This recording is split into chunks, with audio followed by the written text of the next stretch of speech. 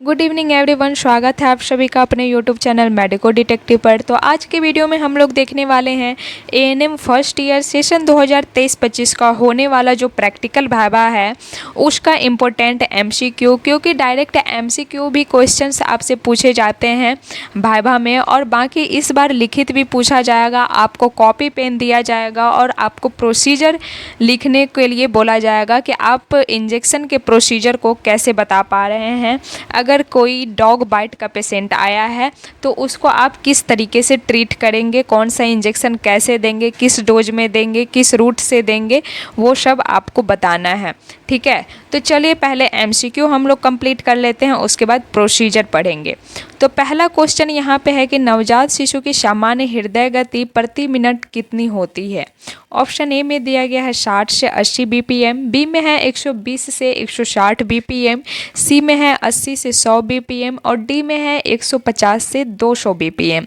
तो एक नवजात शिशु की सामान्य हृदय गति जो होती है वो 120 से 160 बीपीएम होती है, यानी कि ऑप्शन नंबर बी हो जाएगा यहाँ पर सही। ठीक है, वीडियो को आप लोग अंत तक जरूर देखिएगा ताकि आप सारे क्वेश्चन को अटेम्प्ट कर पाए और आपसे जो वाइवा में पूछा जाए क्वेश्चन उसको आप मिस न कर पाएँ। ठीक है, चलिए नेक्स्ट क्वेश्चन है कंगारू मदर केयर का मुख्य उद्देश्य क्या होता है।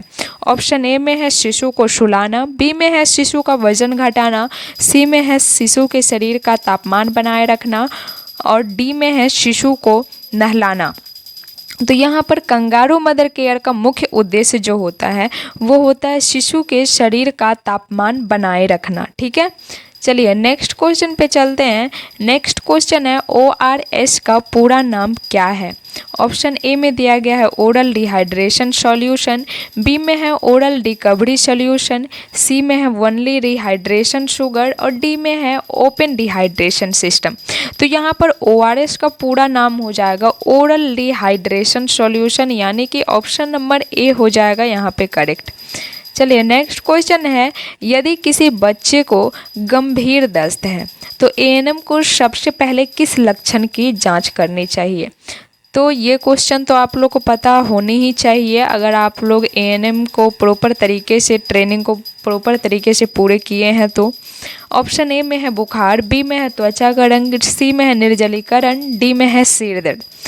तो जब कोई बच्चा सीवियर डायरिया से गंभीर रहेगा, मतलब कि उसको गंभीर दस्त रहेगा, तो एएनएम सबसे पहले निर्जलीकरण की जांच करती है कि बच्चे को डिहाइड्रेशन है या नहीं। ठीक है, तो ऑप्शन नंबर यहाँ पे सी हो जाएगा करेक्ट। नेक्स्ट क्वेश्चन है नवजात शिशु को जन्म के तुरंत बाद कौन सा टीका लगाया जाता है। ऑप्शन ए में है डीपीटी मीजल्स टीटी, बी में है बीसीजी ओपीवी हेपेटाइटिस बी, सी में है पेंटावायलेंट रोटावायरस और डी में है केवल विटामिन के। तो नवजात शिशु को जन्म के तुरंत बाद लगाया जाता है बीसीजी ओपीवी और हेपेटाइटिस बी, यानी कि ऑप्शन नंबर बी यहाँ पे सही हो जाएगा।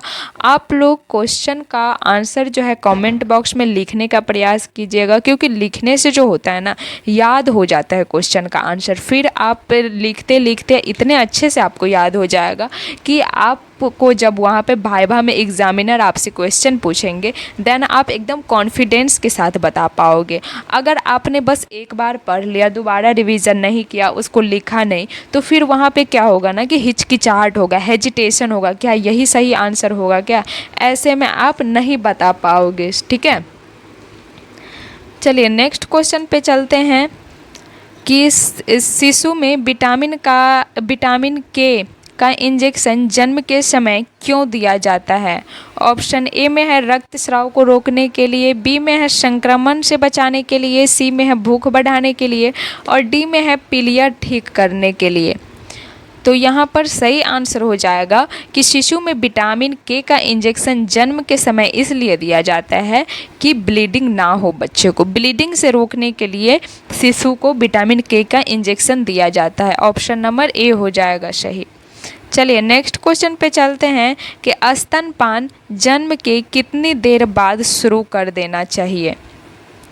ऑप्शन ए में है 2 घंटे बाद, बी में है 24 घंटे बाद, सी में है 12 घंटे बाद और डी में है आधे से 1 घंटे के भीतर। तो ब्रेस्ट फीडिंग जो है जन्म के आधे से 1 घंटे के भीतर ब्रेस्ट फीडिंग स्टार्ट कर देनी चाहिए, यानी कि ऑप्शन नंबर डी हो जाएगा सही। ठीक है, चलिए नेक्स्ट क्वेश्चन पे चलते हैं। नेक्स्ट क्वेश्चन है कि जन्म के समय सामान्य शिशु का वजन कितना होना चाहिए।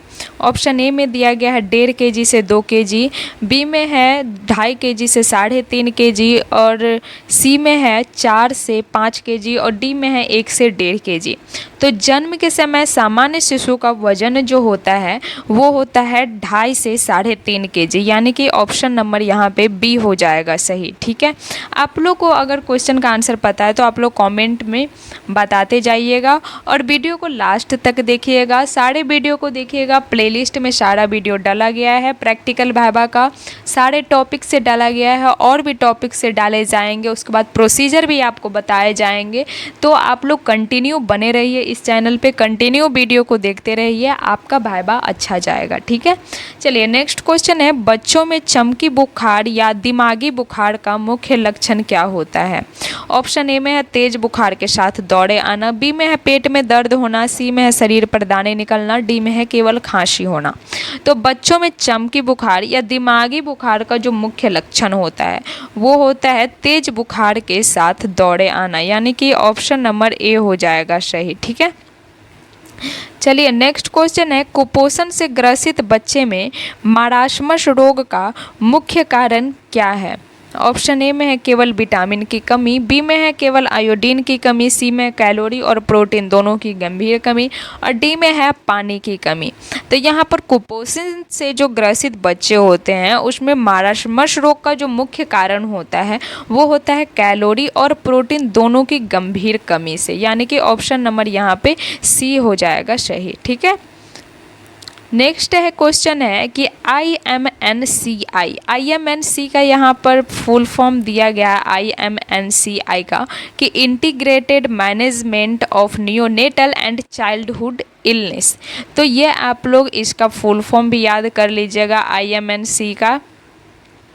उसके बाद IMNCI के अनुसार हरे रंग का कोड क्या दर्शाता है, ग्रीन कलर कोड क्या दर्शाता है। ऑप्शन ए में है तत्काल अस्पताल रेफर करें, बी में है घर पर ही देखभाल और इलाज, सी में OPD में इलाज की आवश्यकता, डी में है गंभीर स्थिति।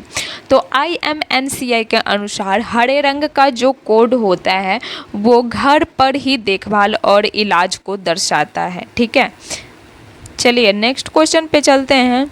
नेक्स्ट क्वेश्चन है कि एक बीमार बच्चे का तापमान मापने के लिए थर्मामीटर को बगल यानी कि एक्जिला में कितने देर तक रखना चाहिए। ऑप्शन ए में दिया गया है 30 सेकेंड, बी में है 5 मिनट, सी में है 2 मिनट, डी में है 10 मिनट। तो एक बीमार बच्चे का तापमान मापने के लिए थर्मामीटर को कम से कम 2 मिनट तक एक्जिला में रखनी चाहिए। कितने मिनट तक? 2 मिनट तक एक्जिला में रखेंगे ताकि एक्यूरेट उसका टेम्परेचर आ सके। ठीक है, चलिए नेक्स्ट क्वेश्चन पे चलते हैं। नेक्स्ट क्वेश्चन है, शिशु को पूरक आहार किस उम्र से शुरू करना चाहिए। ऑप्शन ए में दिया गया 4 महीने की उम्र से, बी में है 6 महीने की उम्र से, सी में है 1 साल की उम्र से, डी में है 9 महीने की उम्र से।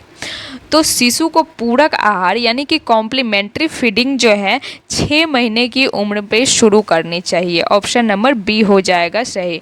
और 6 महीने तक शिशु को केवल ब्रेस्ट फीडिंग ही देना चाहिए। क्या देना चाहिए?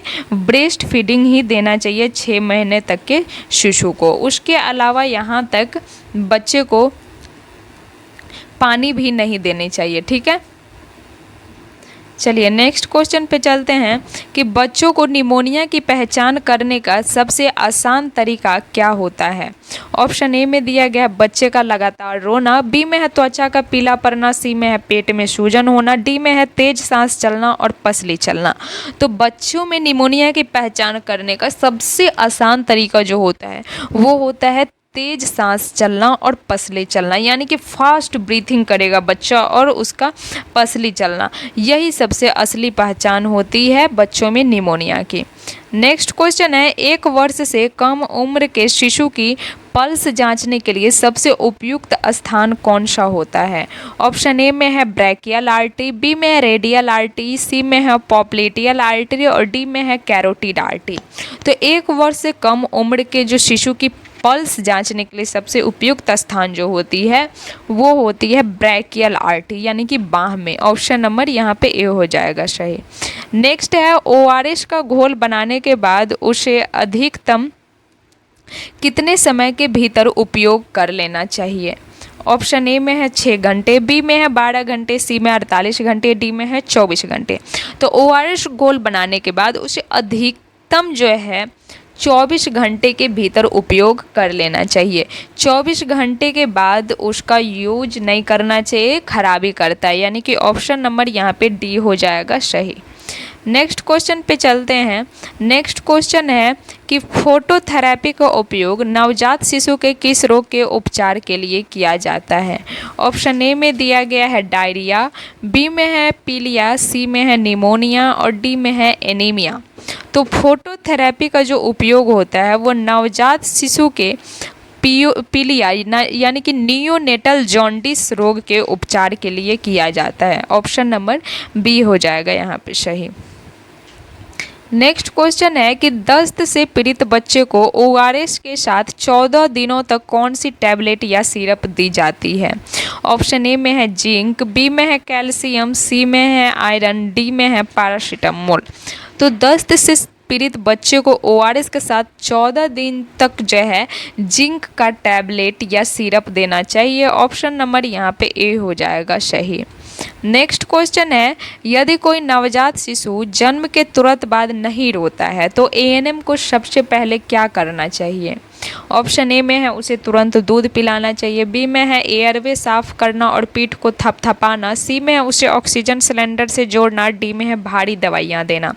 तो यदि कोई नवजात शिशु जन्म के तुरंत बाद नहीं रोता है तो एएनएम को सबसे पहले एयरवे साफ करना होता है और पीठ को थपथपाना होता है ताकि शिशु जन्म के बाद रोए, यानी कि ऑप्शन नंबर बी हो जाएगा सही। ठीक है, चलिए नेक्स्ट और लास्ट क्वेश्चन है आज का कि बच्चे के विकास को मापने के लिए आंगनबाड़ी या अस्पताल में किस चार्ट का उपयोग किया जाता है?